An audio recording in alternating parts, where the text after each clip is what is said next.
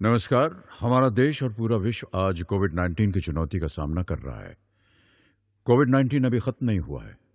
ऐसे में हमारा फर्ज है कि हम सतर्क रहें। इसलिए जब तक दवाई नहीं तब तक कोई ढिलाई नहीं। कोरोना से बचाव के लिए जरूरी है नियमित रूप से हाथ धोना, मास्क पहनना और आपस में उचित दूरी बनाए रखना। याद रखिए, 2 गज दूरी मास्क है जरूरी। खांसी, बुखार या सांस लेने में कठिनाई होने पर हेल्पलाइन नंबर 1075 पर संपर्क करें। मैं ज्योति सिंगौर, शासकीय कन्या उच्चतर माध्यमिक विद्यालय व्यवहार बाग जबलपुर से आज हम एक महत्वपूर्ण बिंदु जीएसटी के बारे में समझेंगे। आप मेरे साथ पढ़ने के लिए अपनी पाठ्य पुस्तक का पेज नंबर 87, जिसमें आपको बॉक्स नंबर 5.3 वस्तु एवं सेवा कर, एक राष्ट्र एक कर एक बाजार, हम आज समझेंगे। गुड्स एंड सर्विस टैक्स, जिसको हम शॉर्ट में जीएसटी के नाम से जानते हैं। यह एक बहुत बहुत महत्वपूर्ण बिंदु इसलिए है क्योंकि हम सभी जन्म से ही उपभोक्ता हैं और लगभग हर वस्तु और सेवा पर जीएसटी कर देते हैं। तो हमें जीएसटी के बारे में अवश्य ज्ञान होना चाहिए। आज हम जीएसटी क्यों आवश्यक है ये देखेंगे। जीएसटी क्या है, जीएसटी के प्रकार, जीएसटी की सीमा रेखा क्या है और जीएसटी के का जो एक महत्वपूर्ण प्रश्न है पाठ्यपुस्तक का, वो हम समझेंगे। आखिर जीएसटी क्यों आवश्यक है? हमारे देश में संघीय शासन प्रणाली है, अर्थात हमारे देश में केंद्र सरकार, राज्य सरकार और स्थानीय सरकार हैं। सभी सरकार को चलाने के लिए कर मुख्य स्रोत है। सभी राज्य सरकारें अपनी सुविधा के अनुसार अलग अलग कर लगाती थीं, जिससे एक ही वस्तु के दाम या कीमत अलग अलग राज्यों में अलग अलग थी। जैसे दिल्ली में किसी कार की कीमत और उड़ीसा में उसी कार की कीमत अलग अलग थी। जीएसटी एक कर एक राष्ट्र होने से राज्यों के बीच होने वाली जो अस्वस्थ प्रतियोगिता थी, उसको अब रोका जा सकेगा, क्योंकि देश के अंदर जितने राज्य थे सभी में अलग अलग दर से कर लगता था। हमको जीएसटी के पहले किसी वस्तु पर 30 से 50% तक हम कर देते थे। जीएसटी ने भारत की अर्थव्यवस्था को एक देश एक कर वाली अर्थव्यवस्था बना दिया है। पुरानी कर प्रणाली में हम बहुत प्रकार के कर देते थे। कर वैसे दो प्रकार के होते हैं, प्रत्यक्ष कर और अप्रत्यक्ष कर। प्रत्यक्ष कर में मुख्यतः आयकर, व्यक्तियों की आय पर कर लगता है। इसी प्रकार कंपनी से प्राप्त आय पर निगम कर लगता है। संपत्ति कर और उपहार कर, ये सभी प्रत्यक्ष कर हैं, अर्थात जिस पर कर लगाया जाता है उसे ही इसका भुगतान करना पड़ता है। दूसरा प्रकार है हमारा अप्रत्यक्ष कर। उत्पादन कर वस्तुओं के उत्पादन पर लगाया जाता है, सेवा कर सेवाओं पर लगाया जाता है, सीमा शुल्क, विक्रय कर, मनोरंजन कर, विलासिता कर, प्रवेश कर। हमारे देश में केंद्र एवं राज्य सरकार के लगभग 17 अप्रत्यक्ष कर और उपकर लगाए जाते थे। अब इन्हें हटाकर जीएसटी लागू किया गया है। जितने ये अप्रत्यक्ष कर थे, मैंने मुख्य के नाम लिए हैं, इनको हटाकर अब क्या लाया गया है? जीएसटी। इन सभी अप्रत्यक्ष कर को हटाकर जीएसटी लाया गया है। इसीलिए जीएसटी भी क्या है? एक अप्रत्यक्ष कर है। अप्रत्यक्ष कर क्या होता है? अप्रत्यक्ष कर ऐसा कर होता है जो लगता किसी और पर है और भुगतान कोई और करता है। जैसे एक दुकानदार वस्तुओं में कर ग्राहक से एकत्रित कर लेता है, उसका भुगतान दुकानदार करता है, परंतु कर एकत्रित वो किससे कर लेता है? ग्राहक से कर लेता है। प्रत्यक्ष कर, ये जो जितने प्रत्यक्ष कर थे हमारे देश में, जैसे पहले लगते थे अभी भी लगते हैं, परंतु हमारे देश में लगभग सभी अप्रत्यक्ष कर अब हटा दिए गए हैं। जीएसटी को भारत में 1 जुलाई 2017 को संसद के द्वारा लागू किया गया। किसी भी संविधान संशोधन के लिए बिल को लोकसभा और राज्यसभा दोनों सदन में पेश किया जाता है। इसके बाद राष्ट्रपति जी के हस्ताक्षर से वह अधिनियम बन जाता है। जीएसटी जो अधिनियम है, ये 8 सितंबर 2016 को राष्ट्रपति के हस्ताक्षर के बाद संविधान अधिनियम के रूप में पारित किया गया। संविधान की धारा 246 जो थी वो ये बताती थी कि केंद्र सरकार, राज्य सरकार और समवर्ती सूची के क्या-क्या अधिकार होंगे। परंतु जीएसटी के लिए संविधान संशोधन की धारा 246 ए शामिल किया गया। संविधान में 246 धारा में संशोधन करके कौन सी धारा लाई गई? 246 ए, जिसमें केंद्र सरकार और राज्य सरकार दोनों को जीएसटी के लिए, केंद्र सरकार और राज्य सरकार दोनों को जीएसटी पर कानून बनाने का अधिकार प्रदान किया गया। किस धारा के अंतर्गत? 246 ए धारा के अंतर्गत। जीएसटी से संबंधित 3 महत्वपूर्ण विधेयक पारित किए गए, जिनके माध्यम से जीएसटी लागू किया गया।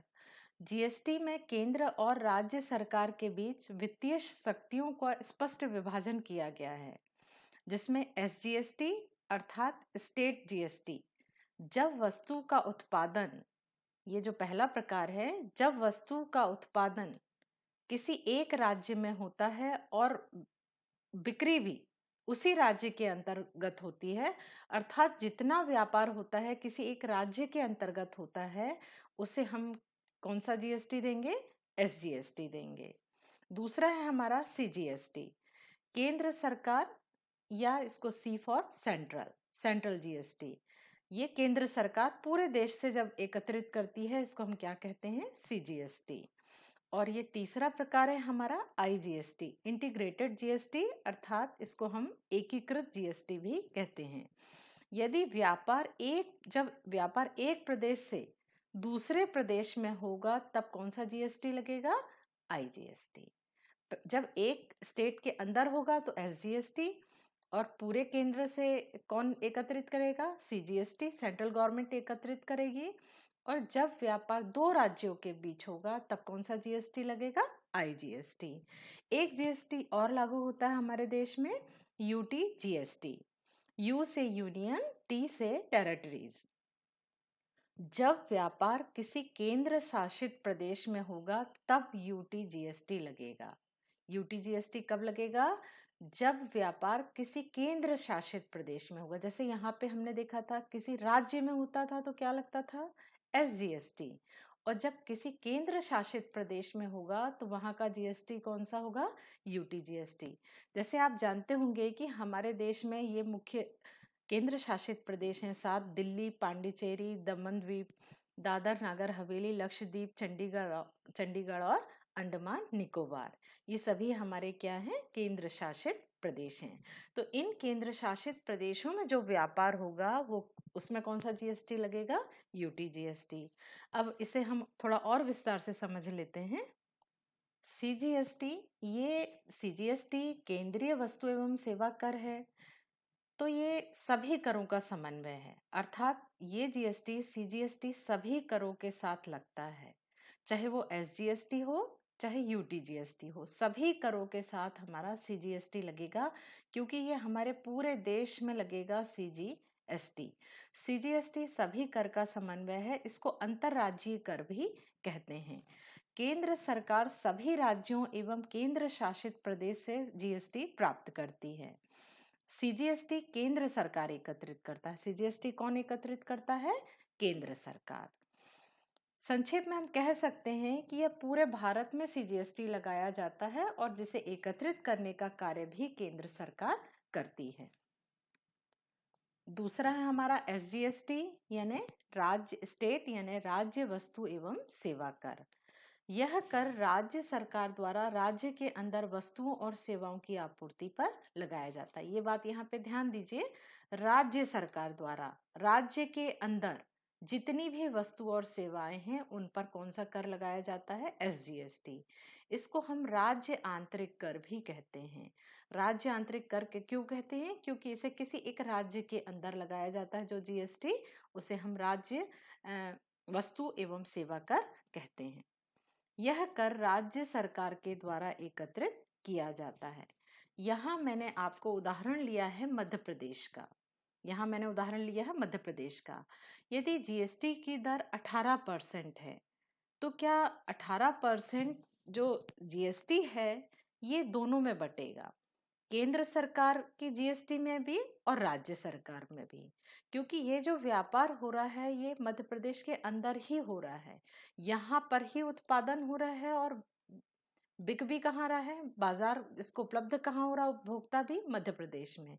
तब ये कौन सा कर लगेगा यहाँ, एसजीएसटी। यदि मध्य प्रदेश में 18% जीएसटी है उस वस्तु पे, तो सीजीएसटी भी रहेगा और एसजीएसटी भी रहेगा। सीजीएसटी सबके साथ रहेगा। 18% में 9% सीजीएसटी को जाएगा, केंद्र सरकार को जाएगा, और 9% किसको मिलेगा, राज्य सरकार को। इस प्रकार जब व्यापार एक राज्य के अंदर होगा तो उसे उसे कौन सा कर लगेगा, एसजीएसटी। एसजीएसटी का हम बिल देख लेते हैं। आप भी अब भविष्य में कभी भी आप बिल जरूर ध्यान से देखिए कि किस तरह से लिखा रहता है। देखिए यहाँ पे जीएसटी लिखा है 18%, एसजीएसटी यानी स्टेट जीएसटी क्या लिखा है, 9%, सीजीएसटी यानी केंद्र सरकार का जीएसटी कितना है, 9%। इस प्रकार का जो 18% जीएसटी है वो दोनों में डिवाइड हो गया, 9%। अगला है हमारा यूटी जीएसटी। जैसा अभी हमने देखा कि राज्य में एसजीएसटी प्राप्त होता है, वैसे ही केंद्र शासित प्रदेश में यूटी जीएसटी प्राप्त होता है। यह कर केंद्र शासित प्रदेश के अंदर आपूर्ति पर लगाया जाने वाला कर है। जब व्यापार किसके अंदर हो, केंद्र शासित प्रदेश के अंदर हो।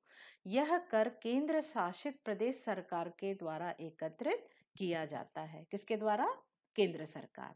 मैंने यहाँ पर दिल्ली का उदाहरण लिया है क्योंकि दिल्ली भी एक केंद्र शासित प्रदेश है। मान लो जब व्यापार दिल्ली के अंदर ही अंदर हो रहा है, जितना भी व्यापार हो रहा है, तो क्या लगेगा तब, यूटी जीएसटी। यदि जीएसटी की दर कितनी है, 18% है, तो यहाँ पर भी जीएसटी लगेगा। जीएसटी आप ध्यान रखिए कि हर एक जीएसटी के साथ सीजीएसटी जरूर होगा, सीजीएसटी। और यहाँ पे एसजीएसटी नहीं होगा क्योंकि ये केंद्र शासित प्रदेश है, इसीलिए क्या हो जाएगा, यूटी जीएसटी। तो यहाँ पर भी दोनों आधा आधा हो जाएगा। 9% सीजीएसटी को मिलेगा और 9% किसको मिलेगा, यूटी जीएसटी को। इस प्रकार आप ध्यान रखिए कि जब व्यापार किसी केंद्र शासित प्रदेश के अंदर होगा तो कौन सा जीएसटी लगेगा, यूटी जीएसटी। इसका बिल कैसा होता है, ये देखिए यहाँ पे यूटी जीएसटी 9%, सीजीएसटी 9%। जब यूटी जीएसटी कितना हो, 18% हो, तो सीजीएसटी मतलब केंद्र सरकार का 9%, और उस केंद्र शासित प्रदेश को भी कितना मिलेगा, 9%। अगला है हमारा लास्ट आईजीएसटी, एकीकृत वस्तु एवं सेवा कर। आईजीएसटी एक राष्ट्र की अवधारणा पर केंद्रित है। ये कौन एकत्रित करता है, केंद्र सरकार। केंद्र सरकार द्वारा एक राज्य से दूसरे राज्य में वस्तुओं एवं सेवाओं की आपूर्ति पर लगाया जाने वाला कर है, जिसे अंतर्राज्यीय कर भी कहते हैं। जब व्यापार एक राज्य से दूसरे राज्य में हो, अभी हमने देखा था जब एक राज्य के अंदर हो रहा था तो एसजीएसटी लग रहा था, परंतु जब व्यापार एक राज्य से दूसरे राज्य हो, किसी भी एक राज्य से दूसरे राज्य में हो, तब कौन सा जीएसटी लगेगा, इंटीग्रेटेड जीएसटी लगेगा। यह कर केंद्र सरकार के द्वारा एकत्रित किया जाता है। कौन एकत्रित करता है इसे, केंद्र सरकार। मैंने यहाँ एग्जाम्पल लिया है दो राज्यों का, एक मध्य प्रदेश है, एमपी है, और एक यूपी है। यदि उत्पादन एमपी में हो रहा है और उपभोग कहाँ हो रहा है, यूपी में, उत्पादन एमपी में हो रहा है और उपभोग कहाँ हो रहा है, यूपी में हो रहा है, तब केंद्र सरकार क्या लेती है, आईजीएसटी लेती है। यहाँ पर भी यदि आईजीएसटी 18% है तो एसजीएसटी का पैसा किसके पास जाएगा, एसजीएसटी का पैसा क्या मध्य प्रदेश को मिलेगा या एसजीएसटी का पैसा उत्तर प्रदेश को मिलेगा। क्या दोनों को जीएसटी मिलना चाहिए, दोनों को नहीं मिलेगा। यहाँ जो एसजीएसटी है वो किसको मिलेगा, उत्तर प्रदेश को मिलेगा। किसको मिलेगा एसजीएसटी, उत्तर प्रदेश को, क्योंकि जीएसटी एक डेस्टिनेशन बेस्ड कर है। जिस राज्य में सामान बिकेगा वहां का उपभोक्ता कर देगा, इसीलिए आईजीएसटी का हिस्सा भी उसी राज्य को मिलेगा। जो जीएसटी है, ये सामान, मान लो यहाँ से एक गिलास यहाँ बिकने गई यूपी में, अब यहाँ जो उपभोक्ता है ये ग्लास खरीदा, ये ग्लास उपभोक्ता ने खरीदा, तो इस पर कर किसने दिया, यूपी के व्यक्ति ने, कहाँ के व्यक्ति ने कर दिया? यूपी के। तो जब कर यूपी के व्यक्ति ने दिया तो कर एमपी के व्यक्ति को कैसे मिलेगा? आईजीएसटी की यही खासियत है कि आईजीएसटी डेस्टिनेशन बेस्ड कर है। तो ये जहां पर उपभोक्ता, अंतिम उपभोक्ता जहां वस्तु को खरीदता है, एसजीएसटी का हिस्सा उसे ही मिलता है। यहाँ पर एमपी को कोई एसजीएसटी नहीं मिलेगा। एसजीएसटी किसको मिलेगा? उत्तर प्रदेश। और यहाँ भी वही नियम है कि 9% जो मिलेगा सीजीएसटी, ये तो सबके साथ रहेगा। आप अभी तक समझ चुके होंगे कि सीजीएसटी सब में है। और यहाँ एसजीएसटी किसको मिलेगा? उत्तर प्रदेश को। जीएसटी विक्रय अथवा निर्माण के स्थान पर प्रदान प्रदाय पर लगने वाला गंतव्य आधारित डेस्टिनेशन बेस्ड अप्रत्यक्ष कर है। ये विशेषता इंपॉर्टेंट है। जीएसटी की जो मुख्य विशेषता है वो यही है कि ये डेस्टिनेशन बेस्ड कर है। इसका भी हम बिल देख लेते हैं। इसमें बिल देखिए आप, एसजीएसटी 9%, सीजीएसटी 9%। ये कौन सा वाला है टैक्स? यहाँ लिखा हुआ है, देखिए आईजीएसटी कितने परसेंट है? 18%। अच्छा, इसमें कर का विभाजन कैसे होता है? इसमें कर का विभाजन ये होता है कि मध्य प्रदेश में वस्तु बनी तो सरकार यहाँ से इकट्ठा कर ली 18%, केंद्र सरकार। फिर उसने ये देखा कि ये जो गिलास है ये जाके कहाँ बिक गई? यूपी में बिक गई। तो तुरंत केंद्र सरकार क्या करेगी? अपने पास से जो 9% है वो किसको दे देगी? यूपी सरकार को। इस प्रकार से एमपी को इसका 9% नहीं मिलेगा। ये जो एकत्रित कौन कर रही है? केंद्र सरकार। केंद्र सरकार 18% इकट्ठा करेगी और वो ये देखेगी कि ये वस्तु किस राज्य में बिक रहा है। जिस राज्य में वस्तु बिकेगी उस राज्य को वो आधा हिस्सा तुरंत ट्रांसफर कर देती है। हम एक क्विक रिवीजन कर लेते हैं अभी जल्दी से, जैसे आपका रिवीजन भी हो जाए। यदि राज्य है तो उसमें सीजीएसटी, एसजीएसटी, जैसे एमपी में व्यापार हो रहा है तो सीजीएसटी, एसजीएसटी। यूपी के अंदर व्यापार हो रहा है तो सीजीएसटी, एसजीएसटी दोनों लगेगा। परंतु यदि एमपी से यूपी व्यापार हो रहा है तो क्या लग जाएगा? आईजीएसटी। इसी प्रकार यदि एमपी से दिल्ली में व्यापार हो रहा है, केंद्र शासित प्रदेश, तब भी कौन सा कर लगेगा? आईजीएसटी। क्योंकि यहाँ पर एक राज्य से दूसरे केंद्र शासित प्रदेश, एक राज्य से दूसरे केंद्र शासित प्रदेश में व्यापार हो रहा है, इसीलिए यहाँ लगेगा आईजीएसटी। एक और अच्छी बात हुई है जीएसटी के आने पे, जब हम विदेशी व्यापार करेंगे तब भी आईजीएसटी मिलेगा। और आईजीएसटी में भी ये खासियत है, पहले जिस राज्य में वस्तु बिकती थी उनको विदेशी व्यापार से कोई लाभ नहीं होता था। परंतु आईजीएसटी आने के बाद, जैसे मैंने अमेरिका से एक शर्ट मंगाई, तो यदि वो शर्ट मध्य प्रदेश में बिक रही है तो मैंने कर पे किया उस शर्ट का, तो सरकार जो एसजीएसटी का हिस्सा है वो किसको दे देगी? मेरी सरकार मध्य प्रदेश सरकार को उस कर से एसजीएसटी ट्रांसफर कर देगी। तो विदेशी व्यापार में भी राज्यों को ये फायदा होने लगा है कि विदेशी व्यापार से भी जो कर मिलता है वो उसका हिस्सा किसको प्राप्त होता है? राज्यों को। जीएसटी में वस्तुओं और सेवाओं पर मुख्यतः 6 दर जैसे 0%, 3%, 5%, 12%, 18% और 28% लागू की गई है।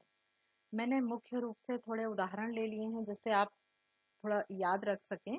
जैसे दिया है 0%, 0% में ताजे फल है, सब्जी है, नमक, दूध, ब्रेड, समाचार पत्र है, नमक है। जैसे सेविंग अकाउंट में जो सर्विस चार्ज है इस पर भी कितने परसेंट टैक्स लगता है? 0% टैक्स। 5% में शक्कर है, चाय, कॉफी, पैक्ड जो दूध है, पनीर, दही है, लस्सी है, समाचार पत्र की छपाई है, रेलवे के फर्स्ट क्लास के टिकट है, या आप एरोप्लेन में इकोनॉमी क्लास की में यात्रा कर रहे हैं उस पर भी कितना परसेंट टैक्स लगेगा? 5%। इसी प्रकार 12%, 18% है ये इलेक्ट्रॉनिक सामान, वॉशिंग मशीन, फोन है, पैक्ड जूस है, कॉस्मेटिक और लिपस्टिक जैसे जितने कॉस्मेटिक आते हैं इन पे भी 12% से 18% टैक्स लगता है। इसी प्रकार अपना टेलीकॉम सर्विसेज है, आईटी सेक्टर है, कोचिंग सेंटर्स हैं, इन पे भी कितना लगेगा? या 12% लगता है या लगभग 18% लगता है। और लास्ट स्लैब है हमारा 28%। ये जितनी विलासिता की वस्तुएं होती हैं उन पर कर धीरे धीरे बढ़ता जाता है। जैसे कार है, वैक्यूम क्लीनर है, पान मसाला है, मोटरसाइकिल है, या हम ब्रांडेड कपड़े यदि हम खरीद रहे हैं तो इन पे भी 28% लगेगा। आप किसी 5 स्टार होटल में खाना खा रहे हैं, रुक रहे हैं, तो वहाँ का भी जो टैक्स होता है वो बहुत अधिक होता है। जीएसटी में लगभग 1200 वस्तुओं की लिस्टिंग है, परंतु मैंने कुछ उदाहरण लिए हैं जिससे कि आप ये समझ पाएंगे कि आवश्यक वस्तु पर कोई कर नहीं लगता, और हम जैसे जैसे विलासिता की वस्तु की तरफ आते हैं टैक्स का रेट बढ़ता जाता है। जैसे कृषि उत्पाद है, दूध पर कोई कर नहीं लगता, परंतु कॉस्मेटिक है, कार है, इलेक्ट्रॉनिक सामान है, जैसे जैसे विलासिता की वस्तुएं बढ़ती जाती हैं कर की दर भी बढ़ती जाती है। कुछ महत्वपूर्ण बातें जो आपको पता होना चाहिए, जैसे वर्तमान में पेट्रोलियम पदार्थ जैसे डीजल है, पेट्रोल, क्रूड ऑयल है, प्राकृतिक गैस को वस्तु एवं सेवा कर से बाहर रखा गया है। बाहर रखा गया है, जीएसटी इन पर लागू नहीं होता। परंतु भविष्य में कभी कुछ समय के बाद ऐसा प्रावधान ने संविधान में किया है कि ये चाहेंगे सरकार जब जीएसटी पर पेट्रोलियम पदार्थ को शामिल कर सकते हैं। मानव उपयोग के मादक पदार्थों पर राज्य सरकारें कर लगाती हैं। जितने मादक पदार्थ हैं, शराब है, सिगरेट है, इन पर कौन कर लगाता है? केंद्र सरकार नहीं लगाती, बल्कि इसका निर्धारण कौन करता है? राज्य सरकारें। राज्य सरकार अपने हिसाब से इन पर कर लगाती है।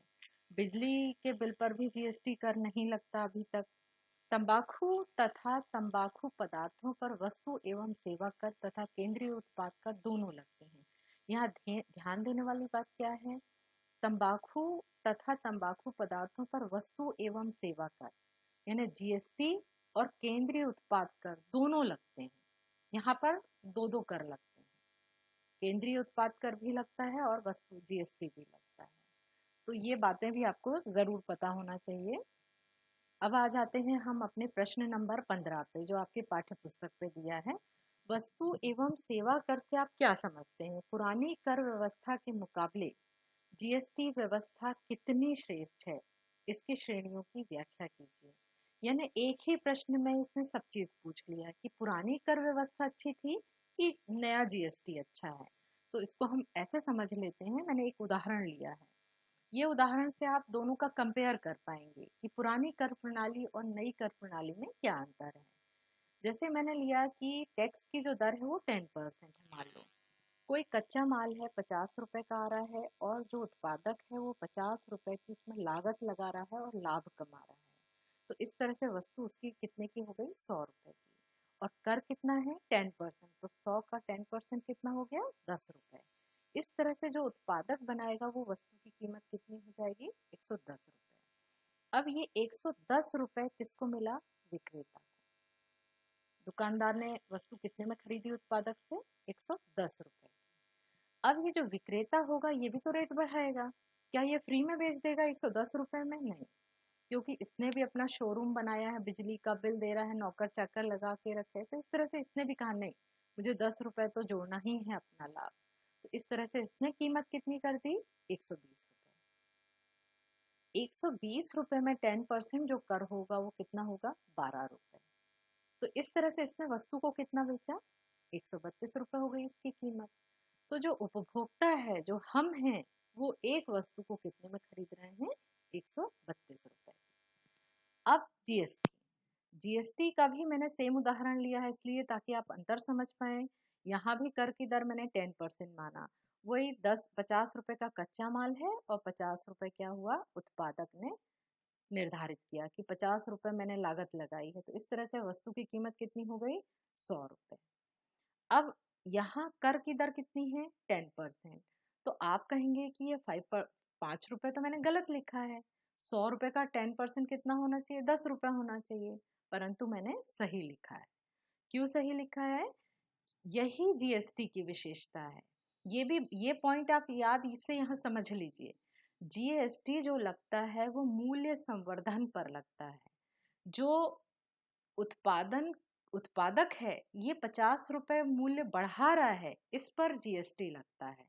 यहाँ उत्पादक कितने रुपए कीमत बढ़ा रहा है? 50 रुपए। तो 50 रुपए का 10% कितना हुआ? 5 रुपीज। इस तरह से ये उत्पादक की कीमत कितनी हो गई अब? 105। इसने बेचा विक्रेता को 105 रुपए में। विक्रेता ने वही 10 रुपए बोला, नहीं मैं तो 10 रुपए कमाऊंगा, तो इस तरह से कीमत कितनी हो गई? 115 रुपए। अब आप बताइए टैक्स किस पे लगेगा, जीएसटी किस पे लगेगा? अभी मैंने बताया मूल्य संवर्धन पर। विक्रेता ने मूल्य संवर्धन कितने रुपए किया, मूल्य कितना बढ़ाया? 10 रुपए। तो 10 रुपए का 10% कितना होगा? 1 रुपए। यहां 105 रुपए में कर नहीं लगेगा, यहां केवल किस में लगेगा? मूल्य संवर्धन पर कर लगेगा, जो कितना है? 1 रुपए। इस तरह से वस्तु की कीमत अब कितनी हो गई? 116 रुपए। आपको कितने में वस्तु मिल रही है? 116 रुपए। अब आप दोनों में यहाँ अंतर देखिए कि पुरानी कर प्रणाली में कितना था? 132 रुपए, और नई कर प्रणाली कितने दे रही है वस्तु हमको? 116 रुपए। यहाँ की ये बुराई थी कि हम कर पर कर देते थे। देखिए 100 धन 10, 110 रुपए कर सहित था, और यहाँ पर फिर से हमने 120 रुपए पे कर लगा दिया। पुरानी कर प्रणाली में यही बुराई थी कि कर पर कर लगता था, हर स्टेज में कर लगता था, जबकि यहाँ जीएसटी में केवल मूल्य संवर्धन पर ही कर लग रहा है। जीएसटी क्या है? वस्तु और सेवा कर जीएसटी को भारत का सबसे अधिक बहुप्रतीक्षित कर सुधार माना जाता है। जो अर्थशास्त्री थे वो ये बोलते थे कि ये बहुत बड़ा देश में कर सुधार है। यह एक क्या है? अप्रत्यक्ष कर है। कैसा कर है? अप्रत्यक्ष कर है, जो राज्यों के बीच उनकी सीमा को दूर करता है। चाहे ये एक राज्य के अंदर हो या पूरे देश के अंदर व्यापार हो, जीएसटी एक दूसरे के बीच की जो दूरियां हैं उसको हटा दिया है। ये जो कर अलग अलग प्रकार के कर थे, इनको जीएसटी ने हटा दिया है। इस तरह से ये एकल बाजार का निर्माण करता है, ये कॉमन मार्केट का निर्माण करता है। जीएसटी अच्छा क्यों है? अभी आपने देखा कि वस्तु की कीमत हमको कितने में मिल रही थी? पुराने कर में 132 की मिल रही थी, और अब कितने में मिल रही है वो हमको? 115 रुपए में मिल रही है। तो ये हमको सस्ता पड़ रहा है जीएसटी में। ये पुराने कर क्या थे? बहुत प्रकार के कर थे, हर चीज में कर, हर वस्तुओं पर सीएसटी, वैट, प्रवेश शुल्क, इस तरह के बहुत सारे कर, सेवा कर, बहुत सारे प्रकार के कर थे। अब इन सब को हटा के अब केवल क्या हो गया है? जीएसटी हो गया है। पहले वस्तुओं और सेवाओं में 17 प्रकार के लगभग कर लगते थे। कर देना ग्राहक और दुकानदार दोनों को बहुत कठिन लगता था। अब एक कर होने से सबको समझने में आसानी हो गई है।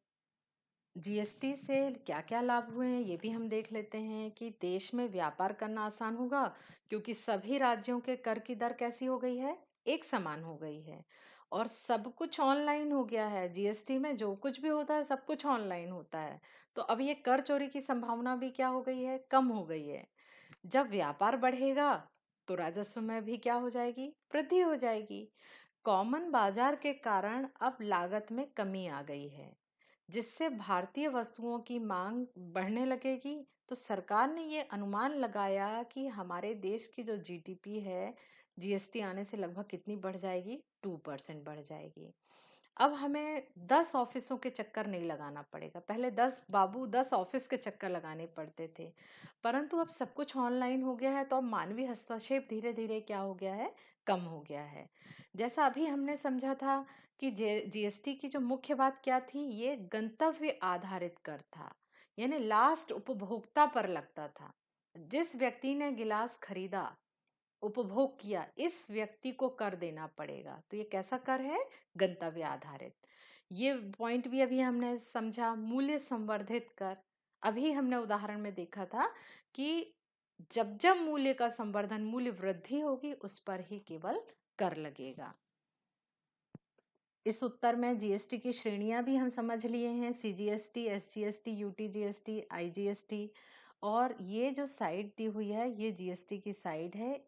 जीएसटी से संबंधित जितना काम है वो सभी इसी साइट पर होता है, जिसे व्यापारी अपने घर पर बैठकर आसानी से कर सकता है।